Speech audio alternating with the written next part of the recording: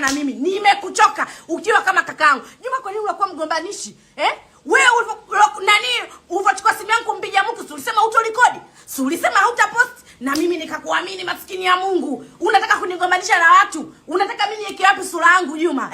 Unanigombanisha na shoga yangu Mruki. Angalia, rafiki yangu mwenyewe toka utotoni. Saizi imefikia pahala mpaka Mruki anataka kumbeba Moze.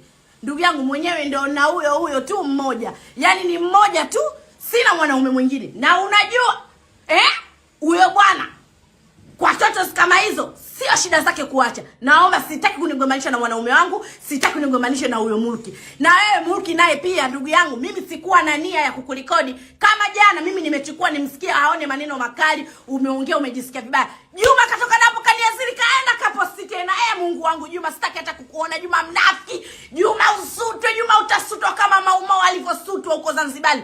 Juma wewe ni mnafiki jamani, nimekuchoka. Na Mruki hao wanaume wao watakuwa ubaki na bwana wako, usimuache. Kwa nini bwana wako unamwachia nani Jakiopa? Jakiopa huyo jamani, si mwenyewe umechasema Jakiopa shangazi. Unamwacha bwana wako kwa sababu gani? Wanaume kuchiti na kuibiwa ni tabia yao, kwa sababu kama mimi hapo unavyoniona, huyo Moze alishaibiwa tayari. Bwana wangu alishaibiwa na mtu akatoka napo akajifanya bado tena anakuwa na mwanamke alifanya huyu ndio malaika. Mwanamke kuja kumwangalia kashazaa, hana cha malaika wote. Jamani, wewe Juma, naomba ukae kwa kutulia. Stop kadi 3.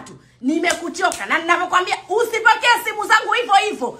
Yaani usije ukapokea hivyo hivyo. Ugomvi Juma ni mkubwa sana. Sikufichi. Yaani tusikutane huko kwenye matashtiti kwa sababu unapenda sana kunizalilisha. Umenielewa? Wewe Mruki, kwa nini hujachukua namba yako ukampigia kwenye simu yako mpaka unanizulia kila siku? Unanizulia Juma kila siku.